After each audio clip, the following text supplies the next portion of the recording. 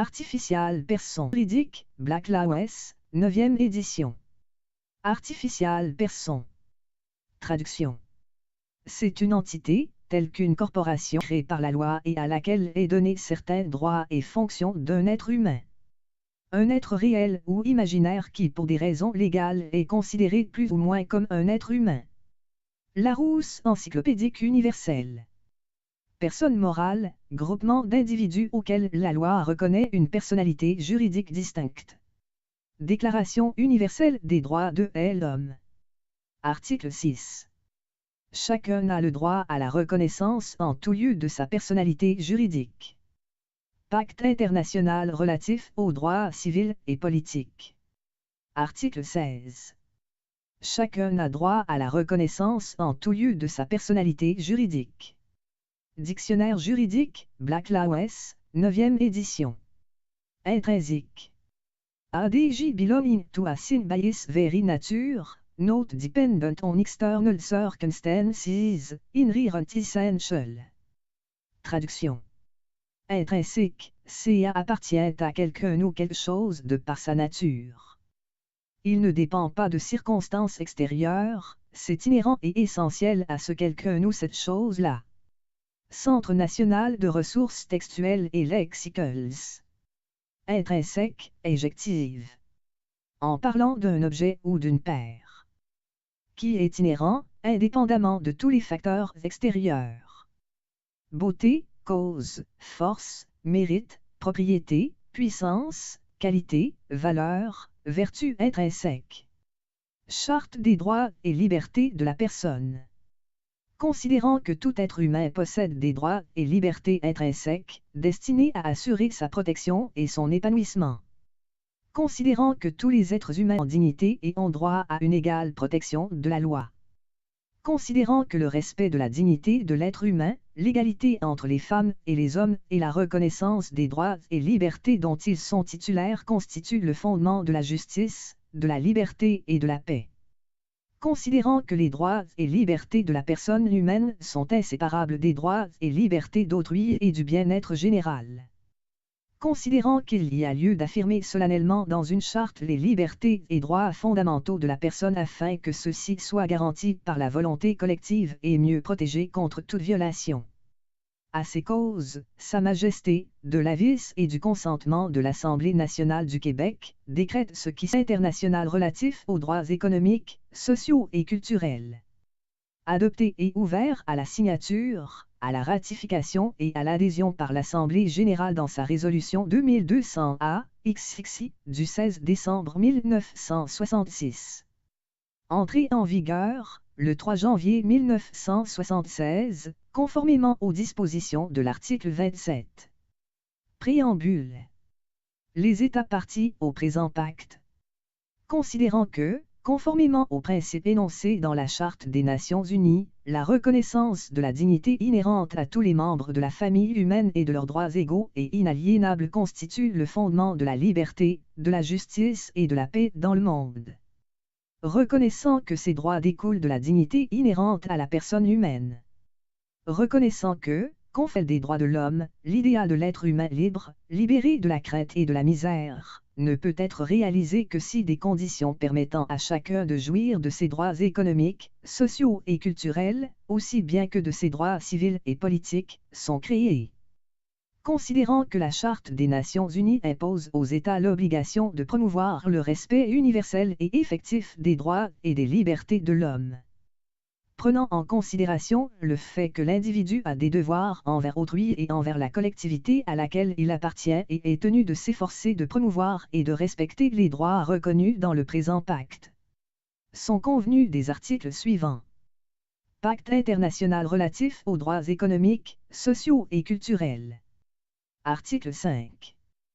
Aucune disposition du présent pacte ne peut être interprétée comme impliquant pour un État, un groupement ou un individu un droit quelconque de se livrer à une activité ou d'accomplir un acte visant à la destruction des droits ou libertés reconnus dans le présent pacte ou à des limitations plus amples que celles prévues dans le dit pacte. 2. Il ne peut être admis aucune restriction ou dérogation aux droits fondamentaux de l'homme reconnus ou en vigueur dans tout pays en vertu de lois, de conventions, de règlements ou de coutumes, sous prétexte que le présent pacte ne les reconnaît pas ou les reconnaît à un moindre degré. Pacte aux droits civils et politiques. Article 5. Aucune disposition du présent pacte ne peut être interprétée comme impliquant pour un État, un groupement ou un quiconque de se livrer à une activité ou d'accomplir un acte visant à la destruction des droits et des libertés reconnus dans le présent pacte ou à des limitations plus amples que celles prévues au dit pacte. 2. Il ne peut être admis aucune restriction ou dérogation aux droits fondamentaux de l'homme reconnus ou en vigueur dans tout État partie au présent pacte en application de lois, de conventions, de règlements ou de coutumes, sous prétexte que le présent pacte ne les reconnaît pas ou les reconnaît à un moindre degré. Déclaration universelle des droits de l'homme. Article 30. Aucune disposition de la présente déclaration ne peut être interprétée comme impliquant pour un État, un groupement ou un individu un droit quelconque de se livrer à une activité ou d'accomplir un acte visant à la destruction des droits et libertés qui y sont énoncés. Charte canadienne des droits et libertés. Note marginale, maintien des autres droits et libertés. 26. Le fait que la présence de certains droits et libertés ne constitue pas une négation des autres droits ou libertés qui existent au Canada. Déclaration universelle des droits de l'homme. Article 7. Tous sont égaux devant la loi et ont droit sans distinction à une égale protection de la loi. Tous ont droit à une protection égale contre toute discrimination qui violerait la présente déclaration et contre toute provocation à une telle discrimination. Charte canadienne des droits et libertés. Application de la Charte. Note marginale, application de la Charte. 32. 1. La présente Charte s'applique a. Au Parlement et au gouvernement du Canada, pour tous les domaines relevant du Parlement, y compris ceux qui concernent le territoire du Yukon et les territoires du Nord-Ouest. B. À la législature et au gouvernement de chaque province, pour tous les domaines relevant de cette législature. Jurisprudence. RVDL, 2005 APK 246, Camp LI. Date, 15 juillet 2005. Dakit, 04010241A. Odeur citation, 256 DLR, 4TH, 271, 2006 2WWR 40, 367 AR 279, 46 Alta RTH, 227, 199 CCC, 3D, 110, 31 CAR, CTH, 79, 2005 Carswell Alta 967, 2005 AJ numéro 867, QL, 132 CAR, 2D, 297. Citation, RVDL, 2005 APK 246, Camp LI, http://camli.ca/t/s, retrieved en 1er août 2016. Application of the Charter to Interaction between Private Citizens. Traduction. 6. Bien que le par 32 de la Charte limite son application au Parlement, aux assemblées législatives et aux gouvernements provinciaux et fédéral, lorsque la Charte a été présentée pour la première fois, il y a eu un débat sur son application.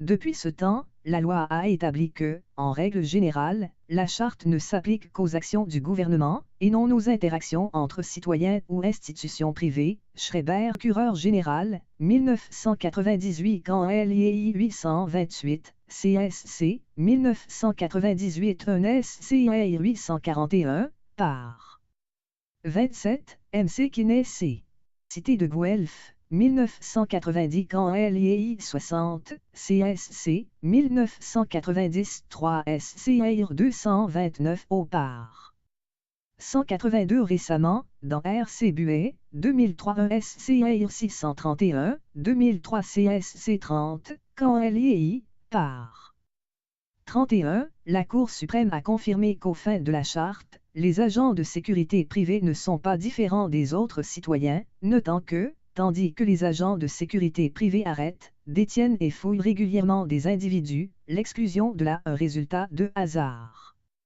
C'était un choix délibéré qui doit être respecté. 7 Buet, précité, a reconnu deux exceptions à la règle générale selon laquelle la charte ne s'applique pas aux interactions entre particuliers. R est lorsqu'un citoyen privé agit comme agent de l'État, bué, par. 25 citant Hervé Broyles, 1991 quand LII 15, CSC, 1991 3 SCIR 595. L'agent de l'analyse de l'État exige un examen de la relation entre l'État et le particulier qui aurait agi en tant qu'agent de l'État. Pour décider si le videur en l'espèce était un agent de l'État, la question pertinente est la suivante: l'échange entre elle et le videur aurait-il eu lieu, sous la forme et de la façon dont il a eu lieu, la police n'est-elle pas intervenue? Voir buée au par. 25. Cette question doit recevoir une réponse affirmative car la détention et la fouille de Dell étaient indépendantes de toute activité ou instruction policière. La police ne s'est pas impliquée avant d'avoir répondu à un appel après la détention et la fouille de Dell dans les toilettes. En conséquence, le videur n'agissait pas comme un agent de l'État et la charte ne s'applique pas sur cette base.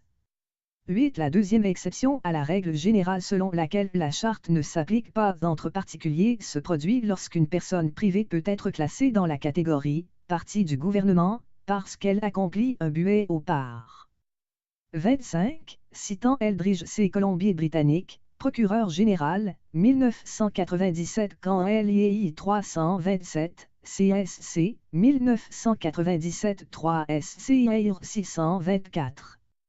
Dans Eldridge, par. 43, la Cour a noté que la charte ne s'appliquera qu'à une fonction gouvernementale spécifique, une entité privée s'il est établi qu'elle applique une politique ou un programme gouvernemental spécifique. La Cour a bué, par. 31, fait observer que cette exception s'appliquerait s'il y avait déficit d'une fonction publique à une personne privée ou si l'État abandonnait, en tout ou en partie, une fonction publique essentielle au secteur privé canadien des droits et libertés. Partie 7. Diote marginale, primauté de la Constitution du Canada. 52. 1. La Constitution du Canada est la loi suprême du Canada, elle rend inopérantes les dispositions incompatibles de toute autre règle de droit. Jurisprudence. Jugement de la Cour suprême. R.C. Big M. Druid. Collection Jugement de la Cour suprême. Date 24 avril 1985. Recueil 1985 1 RCIS 295. Numéro de dossier 18125. Juge Dixon, Robert George Bryan, B. Eds, Jean, M.C. Ettir, William Roger, Schoenhard, Julien, Lamé, Antonio, Wilson, Bertha. En appel de Alberta. Sujet droit constitutionnel. Note renseignement sur les dossiers de la Cour, 18125. 38. L'article 52 énonce le principe fondamental du droit constitutionnel, savoir la suprématie de la Constitution. De ce principe il découle indubitablement que nul ne peut être déclaré coupable d'une infraction à une loi inconstitutionnelle. Ce n'est pas volontairement, à titre de citoyen intéressé qui demande qu'une loi soit déclarée inconstitutionnelle, que l'intimé se trouve devant les tribunaux. S'il s'était agi de ce genre de litige d'intérêt public, elle aurait eu à satisfaire aux exigences relatives à la qualité pour agir que cette Cour a établies dans les 3 arrêts suivants. Sourson C. Procureur général du Canada, 1975 1 RCS 138, Nova Scotia Board of Censors C. McNeil, 1976 2 RCS 265 et ministre de la Justice du Canada C. Borowski, 1981 2 RCS 575. Toutefois, ce n'est pas la raison pour laquelle elle s'est présentée en cour. 39. Tout accusé, que ce soit une personne morale ou une personne physique, peut contester une accusation criminelle en faisant valoir que la loi en vertu de laquelle l'accusation est portée est inconstitutionnelle. Big M soutient que la loi en vertu de laquelle elle est accusée est incompatible avec l'AL. 2A de la Charte et qu'elle est inopérante en vertu de l'art.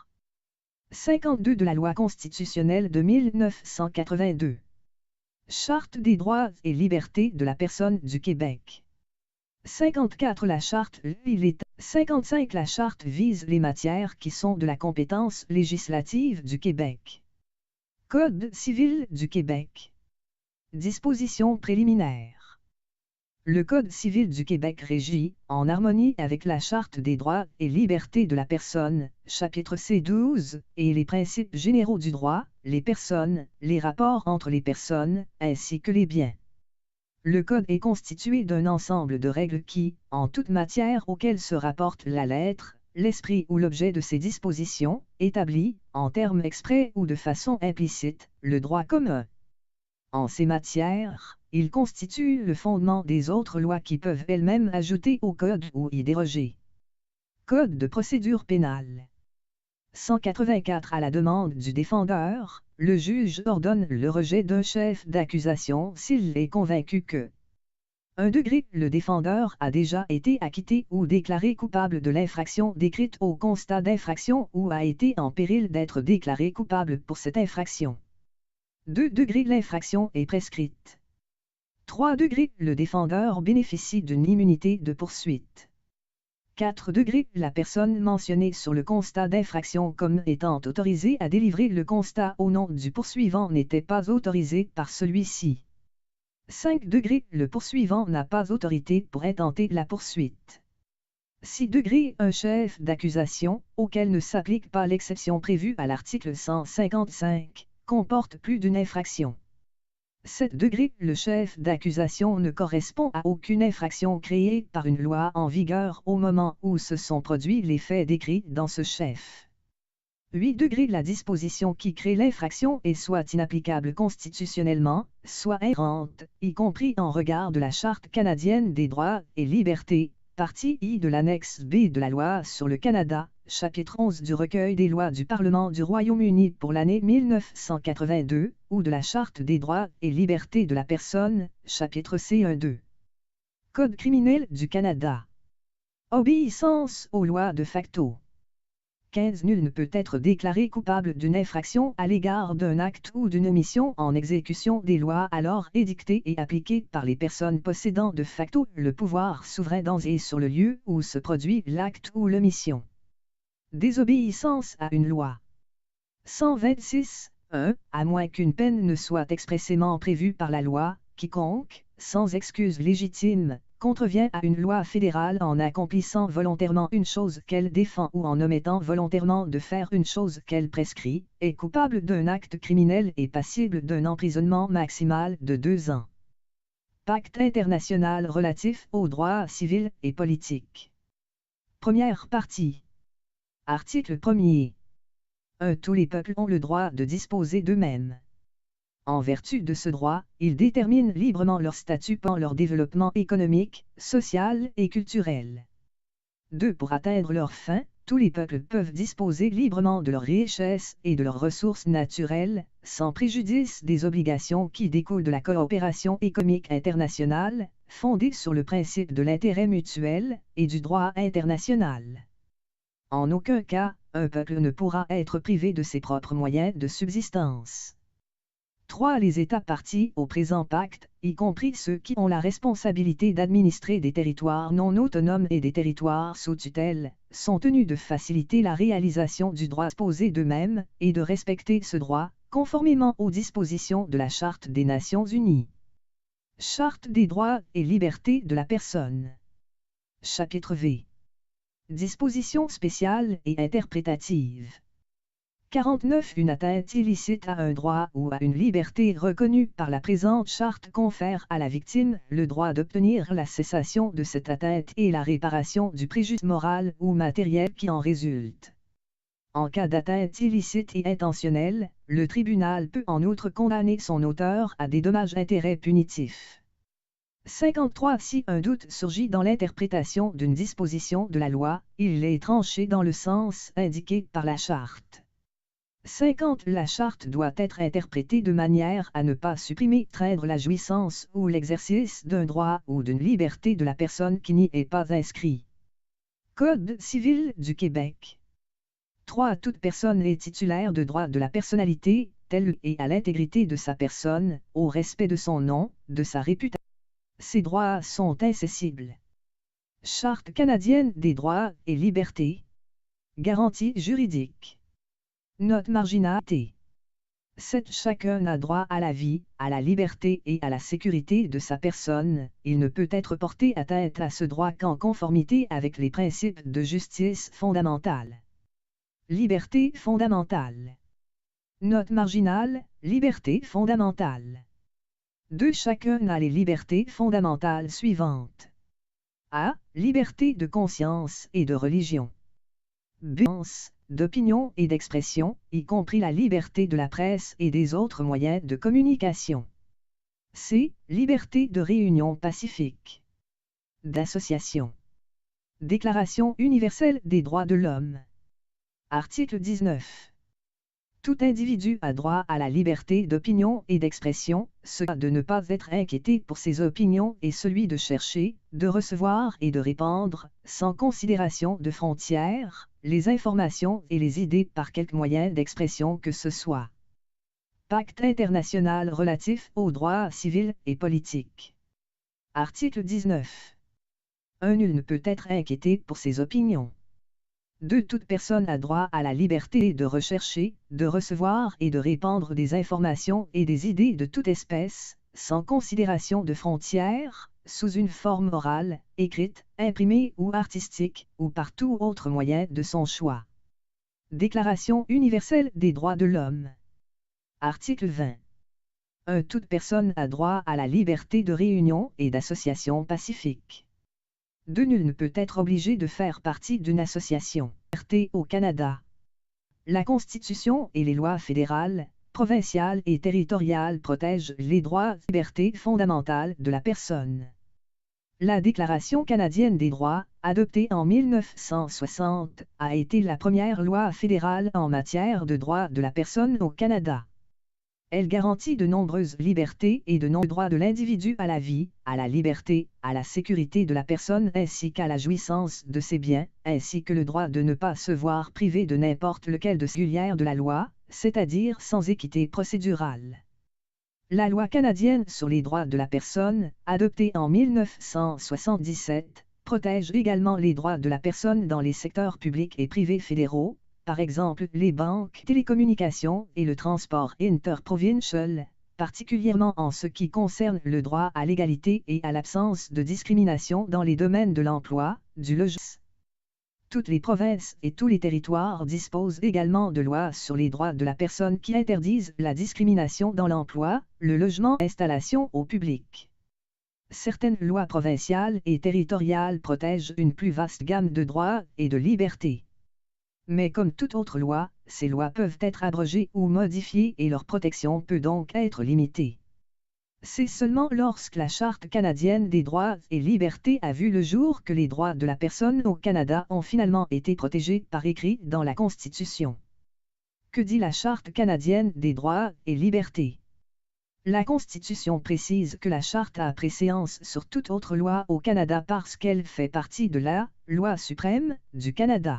Elle s'applique à toutes les mesures gouvernementales, et donc aux législatures provinciales et au Parlement ainsi qu'à toutes les activités découlant de leur autorité. Cela signifie que les gouvernements doivent tenir compte de la Charte lorsqu'ils élaborent toutes leurs lois et leurs politiques. Cela signifie également que lorsqu'une personne qui croit que le Parlement ou une législature a violé des libertés ou des droits fondamentaux garantis par la Charte demande l'aide des tribunaux, ceux-ci peuvent déclarer une loi invalide si elle entre en conflit avec la Charte ou ordonner des mesures de réparation.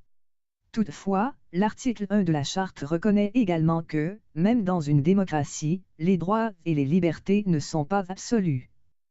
Par exemple, personne n'est libre de crier au feu dans un théâtre bondé, ni de diffamer quelqu'un, ni de s'adonner à des pratiques religieuses qui causent du tort à autrui, ni de diffuser de la pornographie juvénile ou de la propagande haineuse, ni de se rendre au Canada ou de quitter le Canada sans aucune restriction. Par conséquent, mais seulement s'ils peuvent montrer que la limite imposée est prescrite par la loi, qu'elle vise un objectif important justifiable dans le cadre d'une société libre et démocratique. Qu'elle poursuit cet objectif de manière raisonnable et mesurée. Il faut toujours préserver l'équilibre entre les intérêts de l'individuel peuvent se justifier. La Charte affirme également que nous formons un pays multiculturel et que ces dispositions doivent être interprétées en respectant cet idéal. Selon la Constitution, tant le Parlement que les législatures provinciales gardant un pouvoir limité d'adopter des lois qui peuvent violer certains droits garantis par la Charte. Toutefois, ils ne peuvent agir en ce sens que si le Parlement ou la législature provinciale en cause adopte une loi en invoquant la clause dérogatoire à l'égard de certaines dispositions de la Charte. Cette déclaration doit être examinée et elle ne peut rester en vigueur. Cette déclaration informe les Canadiens des limites imposées aux libertés ou aux droits garantis par la Charte. Elle oblige également le gouvernement à s'expliquer, à accepter la pleine responsabilité de ses actes et à en assumer les conséquences politiques. Le Parlement n'a jamais invoqué la clause dérogatoire. Quels droits la Charte protège-t-elle? La Charte protège les libertés fondamentales, les droits démocratiques, la liberté de circulation et d'établissement, les garanties juridiques, les droits à l'égalité, les droits linguistiques. Elle reconnaît et affirme également les droits ancestraux, les libertés fondamentales. N'importe quelle religion ou de n'en pratiquer aucune. Nous sommes libres de penser ce que nous voulons et de dire ce que nous pensons, de nous réunir pacifiquement en groupe et de nous à condition de ne pas enfreindre de lois valides qui protègent les droits et libertés des autres. Les médias sont libres d'imprimer et de diffuser des nouvelles et d'autres informations raisonnables et justifiables fixées par la loi. Les droits démocratiques. Chaque citoyen canadien a le droit de voter pour élire les députés et les représentants des législatures provinciales et territoriales et de se porter candidat, sous réserve de quelques rares exceptions, par exemple, l'âge minimum pour exercer son droit de vote, qui ont été jugés raisonnables et justifiables. Nos gouvernements élus ne peuvent au pouvoir indéfiniment. La Charte exige qu'une fois tous les 5 ans. La seule exception à cette règle est une situation d'urgence nationale comme une guerre, si les 2/3 des députés de la Chambre des communes ou d'une assemblée viennent de retarder les élections.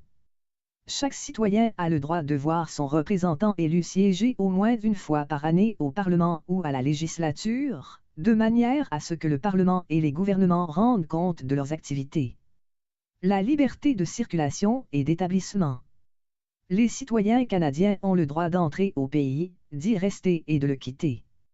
Les citoyens canadiens et les résidents permanents ont le droit au Canada. Les gouvernements du Canada ne peuvent exercer de discrimination contre une personne en fonction de sa province de résidence actuelle ou antérieure. Si une personne est qualifiée dans une profession dans une province, par exemple comme comptable, elle ne peut être empêchée de travailler dans une autre province parce qu'elle n'y habite pas. Toutefois, les lois peuvent établir des exigences de résidence raisonnables pour le social ou de bien-être.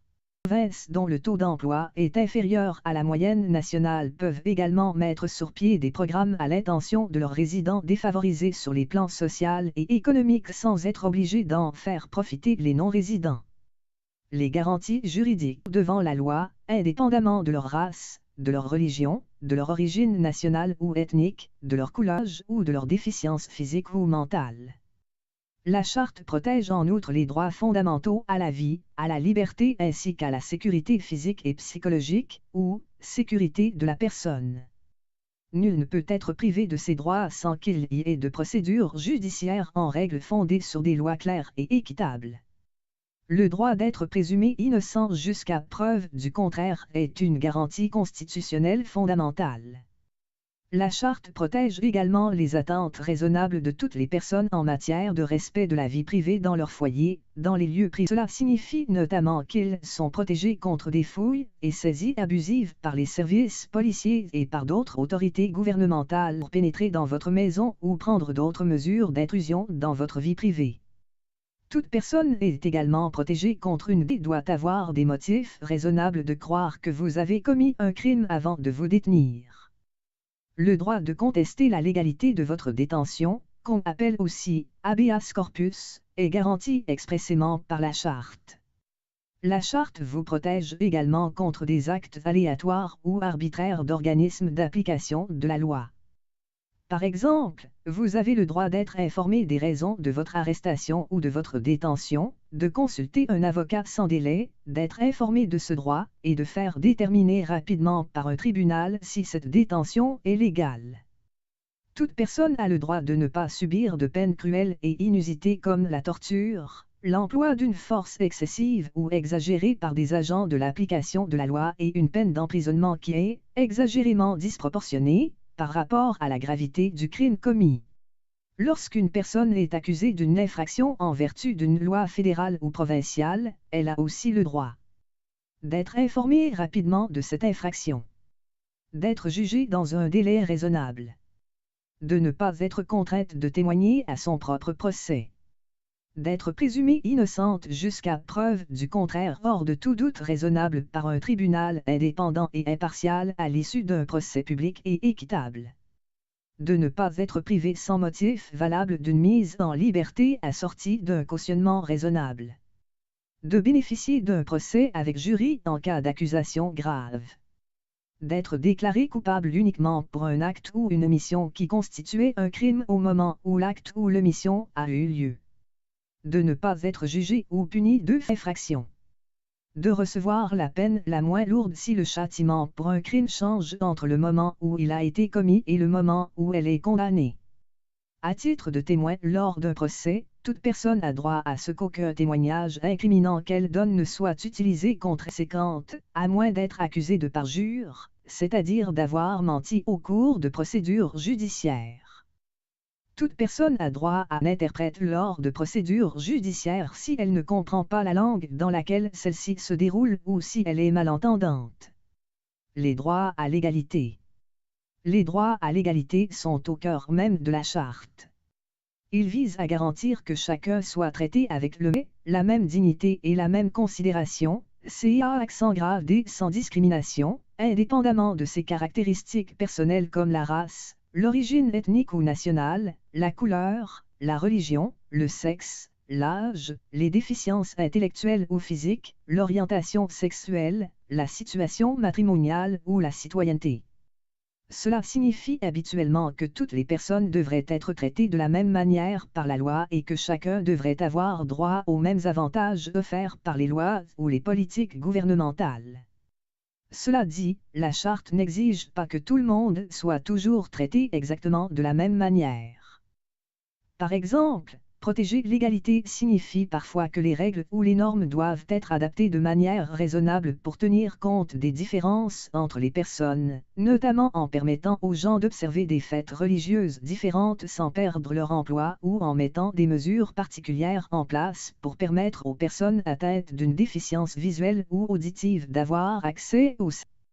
Il est également constitutionnel de créer des programmes spéciaux destinés à améliorer la situation des personnes faisant partie de groupes qui ont historiquement été victimes de discrimination au Canada, notamment pour les motifs énumérés ci-dessus. Les droits linguistiques. Le français et l'anglais sont les langues officielles du Canada, selon la Charte. Les deux langues ont un statut et des droits et privilèges égaux dans toutes les institutions du Parlement et du gouvernement du Chacun a le droit d'utiliser le français ou l'anglais lors des débats et des délibérations du Parlement. Les lois, archives, comptes rendus et procès-verbaux du Parlement doivent être imprimés et publiés dans les deux langues, les deux versions ayant le même poids. Toute personne a le droit d'utiliser le français ou l'anglais dans les procédures devant n'importe quel tribunal établi par le Parlement. Les membres du public ont en outre le droit d'employer le français ou l'anglais pour communiquer avec l'administration centrale des institutions du Parlement ou du gouvernement du Canada et pour recevoir leurs services. Ils ont les mêmes droits lorsqu'ils s'adressent à n'importe quel bureau d'une institution où l'emploi d'une de ces deux langues fait l'objet d'une demande importante. Il peut également être raisonnable que les communications et les services soient aussi offerts en français et en anglais, selon la vocation du bureau en question. Ces droits sont les mêmes au Nouveau-Brunswick, seule province officiellement bilingue du Canada. En fait, les citoyens du Nouveau-Brunswick ont le droit de communiquer avec tous les bureaux des institutions législatives et gouvernementales du Nouveau-Brunswick et de recevoir les services demandés en français ou en anglais. En vertu de l'article 16 de la Charte, les communautés francophones et anglophones du Nouveau-Brunswick ont également droit à l'égalité de statut et à l'égalité de leurs droits et privilèges, notamment celui d'avoir les institutions culturelles et les établissements d'enseignement distincts nécessaires pour préserver et voir s'épanouir leur communauté. La loi constitutionnelle de 1867 et la loi de 1870 sur le Manitoba donnent également aux habitants du Québec et du Manitoba, respectivement, le droit d'employer le français et l'anglais dans les débats et les délibérations des législatures et devant les tribunaux de ces provinces. Ces dispositions exigent en outre que les lois provinciales soient adoptées et publiées dans les deux langues, et que les deux langues soient employées dans les archives, les procès-verbaux et les comptes rendus de ces législatures. Les instructions dans la langue de la minorité. Chaque province et territoire comprend des communautés de langue officielle en situation minoritaire, communautés de langue française à l'extérieur du Québec et des communautés de langue anglaise au Québec. À l'extérieur du Québec, les citoyens dont la langue maternelle est le français ou qui ont fait leurs études primaires ou secondaires en français au Canada ont le droit constitutionnel d'envoyer tous leurs enfants à l'école primaire ou secondaire dans cette langue. Cela est également le cas si leurs enfants fréquentent, ou ont fréquenté, l'école primaire ou secondaire en français au Canada. Au Québec, les citoyens qui ont fait leurs études primaires en anglais au Québec, ou qui ont des enfants qui font ou qui ont fait leurs études en anglais au Québec, ont le droit constitutionnel d'envoyer tous leurs enfants à des écoles anglaises.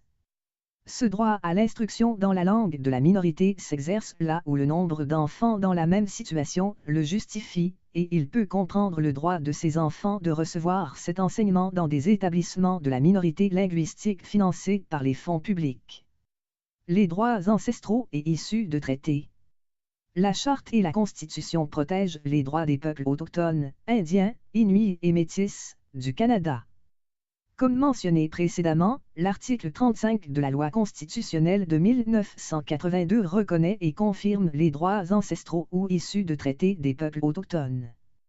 La Charte ne peut pas retirer ou diminuer ces droits, ni tous les autres droits et les autres libertés que les peuples autochtones pourraient obtenir à l'avenir, par exemple lors du règlement de revendications territoriales. Les autres droits. La Charte garantit bon nombre des libertés et des droits de la personne fondamentaux. Mais nous avons aussi d'autres droits qui découlent de la loi fédérale, provinciale, territoriale et internationale ainsi que de la common law. De plus, le Parlement et les législatures provinciales ou territoriales peuvent toujours nous accorder d'autres droits.